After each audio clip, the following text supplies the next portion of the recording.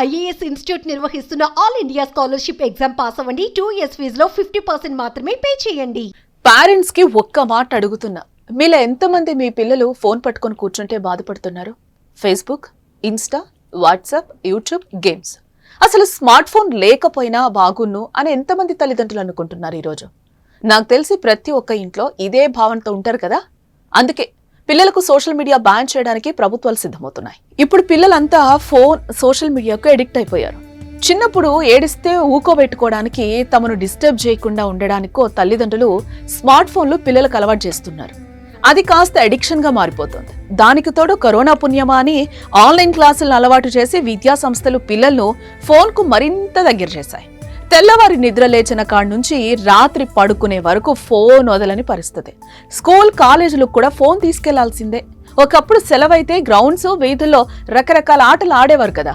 కానీ ఇప్పుడు only mobiles లోనే ఆటలాడుతున్నారు, కాలక్షేపం చేస్తున్నారు. పబ్జీలట, వీడియో గేమ్స్ అంటూ ఫోన్తోనే సంసారం చేస్తున్నారు. మరోవైపు ఇన్స్టా, ఫేస్బుక్, వాట్సాప్, యూట్యూబ్ వీడియోలకు అలవాటు పడి టైం వేస్ట్తో పాటు జీవితాలను కూడా సర్వనాశనం చేసుకుంటున్నవారు కోకోలలో.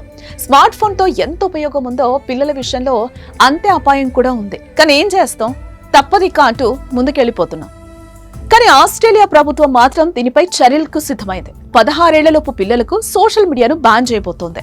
త్వరలోనే పిల్లలకు సోషల్ మీడియాపై నిషేధం కోసం ప్రభుత్వం చట్టం కూడా తీసుకురాబోతోందట. దీనిపై తాజాగా ఆ దేశ ప్రధాని ఆంథోనీ ఆల్బనీస్ ప్రకటన కూడా చేశారు. సోషల్ మీడియాతో పిల్లలకి హాని జరుగుతుందనే కారణంతోనే ఈ కఠిన నిర్ణయం తీసుకుంటున్నారు. ఈ ఏడాది పార్లమెంట్లో చట్టం ప్రవేశపెట్టి చట్టసభ సభ్యులు ఆమోదించిన 12 నెలల తర్వాత అమల్లోకి ఈ నిషేధం రానుంది. తల్లిదండ్రులు పిల్లలకు సపోర్ట్ చేసినా కూడా ప్రభుత్వం మాత్రం ఊరుకోదు. ఎట్టి పరిస్థితుల్లోనూ 16 ఏళ్లలోపు పిల్లలు తమ సోషల్ మీడియా అకౌంట్లను ఓపెన్ చేయకుండా చర్యలకు సిద్ధమవుతోంది. ప్రభుత్వం తీసుకొచ్చిన ఈ నిబంధనలు పాటించకపోతే తీవ్ర పరిణామాలకు బాధ్యత వహించాల్సి ఉంటుందని ఆసీస్ ప్రధాని హెచ్చరించారు. ఒక్క ఆస్ట్రేలియాలోనే కాదట, ప్రతి దేశంలో కూడా ఇలాంటి రూల్స్ ఉండాలనే అభిప్రాయం వ్యక్తమవుతోందట. ఎందుకంటే స్మార్ట్ ఫోన్ కు పిల్లలు బానిసలుగా మారుతున్నారు కదా. కొంతమంది అవసరం కోసం ఉపయోగిస్తే చాలా మంది ఫోనే జీవితంగా భావించి దాంట్లోనే మునుగుతున్నారు. అక్కర్లేని పరిచయాలు, అనవసర విషయాలపై కూడా దృష్టి పెట్టి జీవితాన్ని అంధకారంలోకి నెట్టుకుంటున్నారు. ఇది నిజమో కాదో మీరే కామెంట్ చేయండి. అలానే ఆస్ట్రేలియా ప్రధాని తీసుకున్న ఈ నిర్ణయంపై మీ అభిప్రాయం తెలపండి.